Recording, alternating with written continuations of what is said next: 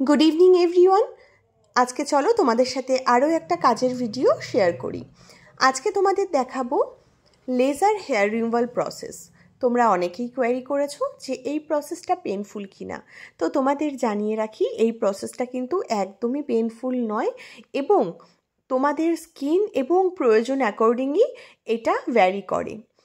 আর অনেকে জানতে চেয়েছো তোমরা যে কটা সিটিংয়ের প্রয়োজন এই পার্মানেন্ট হেয়ার রিমুভালের জন্য।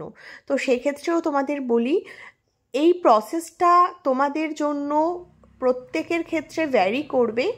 কার হেয়ার কতটা রয়েছে বা সেই হেয়ারের থিকনেস কতটা রয়েছে তার ওপরে কিন্তু ডিপেন্ড করছে যে তোমাদের কটা সিটিংয়ের প্রয়োজন পড়বে। তবে হ্যাঁ, পুরো প্রসেসটা তোমরা যদি করাও সেক্ষেত্রে তোমরা 110% অবশ্যই রেজাল্ট পাবে। পিসিওডির প্রবলেমের জন্য বা অন্যান্য নানান কারণের জন্য অনেকেরই খুব থিক হেয়ার একখানা ফর্ম করে যায় স্কিনের।